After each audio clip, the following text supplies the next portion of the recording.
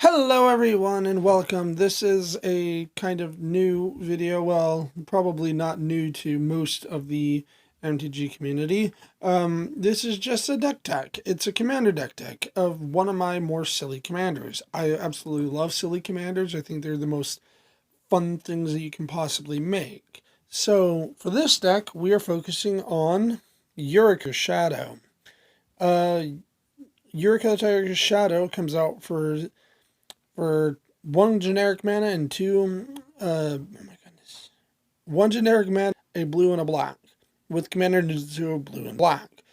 The funny thing about Commander Ninjutsu is that it is not affected by commander tax, so it doesn't go up every time she dies. So I can keep playing her for two, and due to how, and you guys can correct me if I'm wrong on this, due to how commander works, like summoning your commander works, the commander tax only goes on if you cast the command. If he's never casted, it would never go up. So I would always have the option of casting her for 3 if I absolutely had to. But yeah, she has Commander Ninjutsu for blue and black. You can read how that's right there.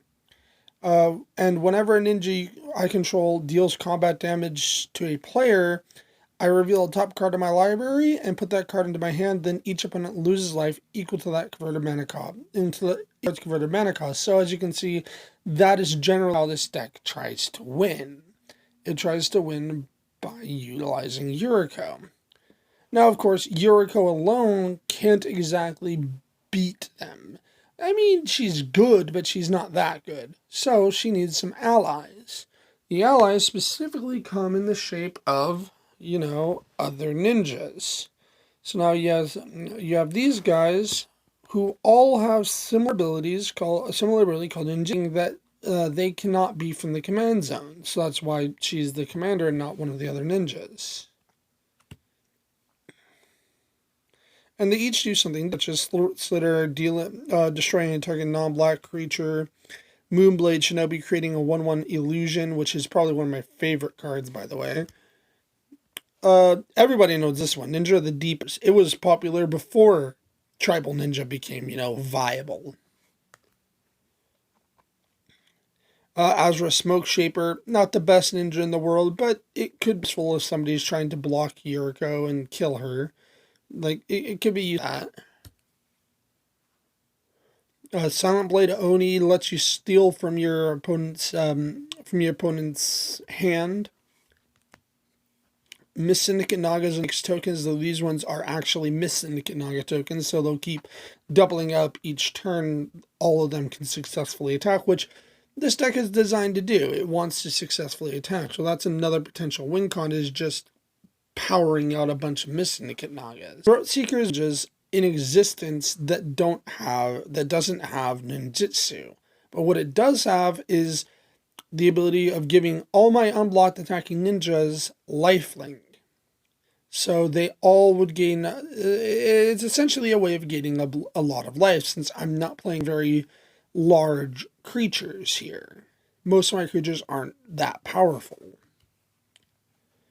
Fallen Shinobi does something very similar to Simon, but instead of being able to steal from the hand, he steals from the top of your deck.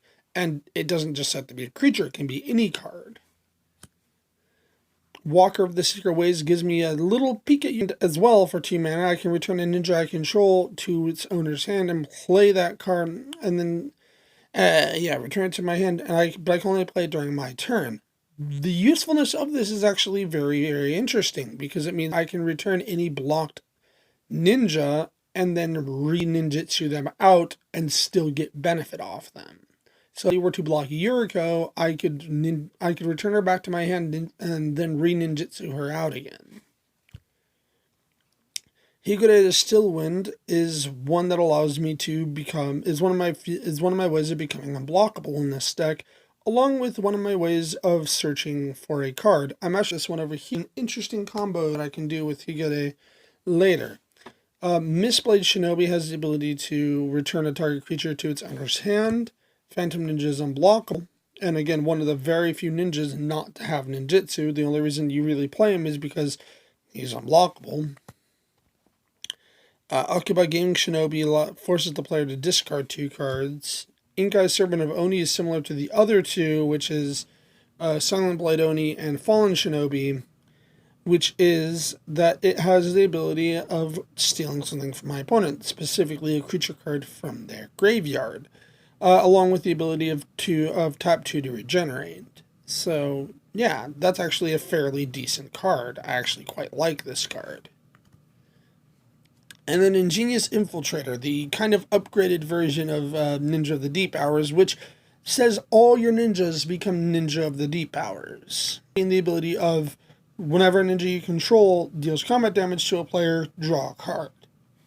They all basically gain that ability. Now, of course, along with these ninjas, because of how ninjas are, there's not really enough ninjas to actually build the deck. So they needed some help. And they got that help in the form of my other creatures. So I play stuff that I'll get a lot of benefit from for returning them to my hand so I can recast them. So there's Entomber Exarch, which lets me force my opponent to discard a card or return a creature card from my graveyard to the top of the deck. Alright, to the hand. Aerial Guide, which gives flying to another attacking chair when it attacks. Loyal Subordinate, which has Menace and Lieutenant, meaning do is just sit there and he'll deal 3 damage to each opponent each turn, which can actually be very, very, very deadly in this kind of deck. Volt Scourge, which is the only reason I really is because he is a 1-costed flyer, flying lifelinker, where I only have to pay 2 life for it. Grave Titan to make creature tokens, because yes. Art Confidant, or Bob, as he's more known. I have the non-original art, which kind of sucks, but I like it. And of course, Bob does what Bob does. Thassa, God of the Sea, which is another one of my ways of making a creature unblockable. As you can see, unblockable is a very big thing in my deck. As well, she can just become a giant creature, as well as allowing me to scry one at the beginning of my turn. Massacre Girl, in order to just have an oh shit button in case I ever need it. Fibblethip the Lost, which draws me a card when it enters, and if I happen to be able to play it from my library, I'm not going to be able to do anytime soon. I can draw 2, but the main reason to play him is because he enters and draws me a card. Tetsuko Umezawa Future, which allows for creatures that I control with power 1 or less, which is actually most ninjas, to attack and not be blocked. Dustmantle Seer, or actually, as a friend of mine has gloriously nicknamed him, Party Bob, because he allows for everybody to get the Bob effect, which is, again, look at the top card of your, reveal the top card of your deck, and then you take life equal to the amount of mana cost that's on the card. New York Invisimancer is unblockable and gives unblockable, which is kind of good, not the best. Mistform Sea Swift is one of the few cards that is basically an honorary ninja. It has the ability of tap 1 and it becomes a creature type of whatever I choose. So it can become a ninja. It also has morph for 2, which is not bad. I don't really ever use the morph, but still not bad. Fate Unraveler punishes my opponent for all the draws that I'm giving them. Sun Quan Wu is a creature that gives horsemanship to all my creatures, which is, again, very useful because it's basically unblockable. Interloper explores when it first enters. Chaincast is an honorary ninja because of Changeling, as well as being able to be blocked, or as well as the ability that it can't be blocked. Yes, it can't block, but it doesn't really, it's not really meant to. Mole Drifter, because Mole Drifter. Metallic Mimic, because it's another honorary ninja that makes all my ninjas stronger. Cryptoplasm, which is another honorary ninja, and yeah. And Spark Double, which is another honorary ninja, and one of the few. It's actually quite interesting. It's one of the two. It's one of only two cards in existence that can actually successfully clone a legendary creature. The other one is Sakashima. And by successful, I mean like not having to. Ominous. To have the card in the graveyard, basically. Not having to jump through hoops. Now, of course, I play a bunch of lands. Normal stuff like the blue black life gain lands, the bounce land, and then I have a bunch of multicolored lands. So Survivor's Encampment, Forbidden Orchard, which is not the best, but at the moment it's what I happen to have. Gaia Reach Sanatorium for that good card draw. Then I run Cycle Lands, which are really fun. I like these. Unknown Shores to allow me for more card filtering. Again, Cycle Land. Color fixing, basically. Halimar Depths. Command Tower, because Command Tower, yeah, all the normal cards. The tech land from, I think, Theros. That allows me to return a card from a creature card from my graveyard to the top of my library. The new multicolored land Gateway Plaza.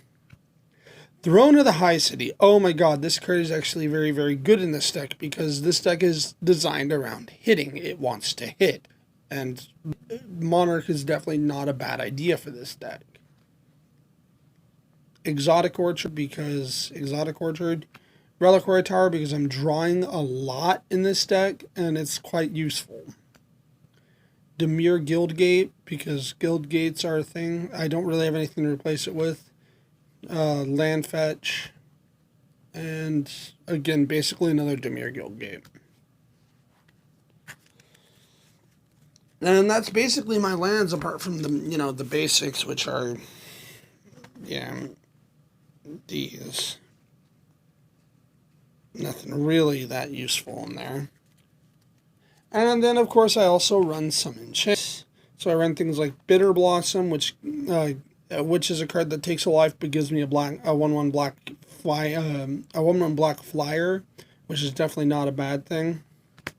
Intimidation, which gives my creatures fear.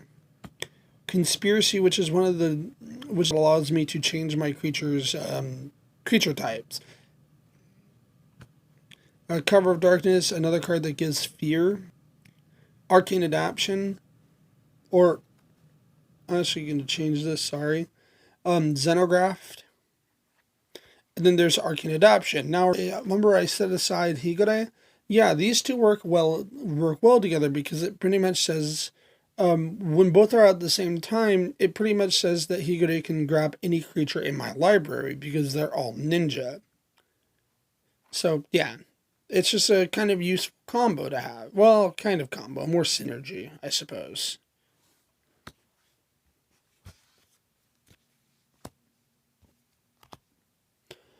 Then, of course, instances. So I run things like Rewind, Telling Time in order to mess with the top of my deck. Swan Song, Brainstorm again to mess with the top of my deck. Mana Leak, Unwind, Narset's Reversal, Force of Will. Oh, that's the old art Force of Will too. Like, I love this thing. This is probably one of my favorite cards. Is my old art Force of Will. Counterspell again because it's the old art counterspell. And Pognify. And then, of course, a few sorceries. So I run stuff like Portent, which is essentially Ponder. Yeah, it's another Ponder, just a bit slower. And of course, I run Ponder. Both of them do the exact same thing. It's just this one only draws me a card at the beginning of the next upkeep. Dream Cache, which lets me draw 3 cards and then put 2 on top or bottom of the deck, usually. and Army of the Damned, because an army of 2/2 black zombie ninja creature things is definitely not a bad thing, because I need as much money as I can possibly get. Run a bunch of artifacts too. Really? Sorry about that. I run stuff like, the normal stuff like Commander Sphere, Demir Signet, Lightning Greaves, Spellbook. I do run the Citadel, which, Bolas' Citadel is just a really good card in this deck, because it essentially lets me play not my deck, but it lets me play a lot of my deck for free. I use the sacrifice 10 permanents and each opponent loses 10 life, but that is a way that I can essentially kill everybody if I have to. Then Venser's Journal, because a bunch of cards, so it's always useful. And yeah, everybody kind of guessed it, Soul Ring. Because, Soul Ring. And yeah, that is pretty much it for this video. The whole strategy behind this is to utilize things like Spark Double. In order to get a bunch of Yurikos. So Spark Double is kind of very useful in this deck because it will let copy Yuriko. Otherwise, I wouldn't be able to actually copy her. And then there's Sakashima's Student, which basically I use the Spark Double. And then to copy Spark Double, because it's essentially abusing how Legendary Rule works, because Legendary Rule only says that the creature, or more so how clones work. See, clones, when you clone a clone, you're cloning the thing that clone is cloning. So if Spark Double is cloning Yuriko, it means Sakashima's Student and Cryptoplasm are going to be cloning just without the legendary part, because Spark Double makes the creature not legendary, which is very useful, and I wish more cards will allow you to do that. Like, I really do. I wish there were more clones that allowed you to do that. But yeah, that is basically the deck. It is Ninja Tribal with a bunch of things that allow me to bounce back or become unblockable, things like that. Things that are useful to bounce, become unblockable, things that let me draw cards, things like that. And that's basically the deck. Tell me what you guys think in the comments below. I know this is a very kind of off-the-cuff video. I'm sorry for all the flubs if I made any flubs. I probably made a bunch of flubs. So, yeah, please leave me a comment below. Tell me any criticisms you have of the deck, any changes you'd recommend for the deck. And that's about it. Thank you for watching, and have a wonderful day.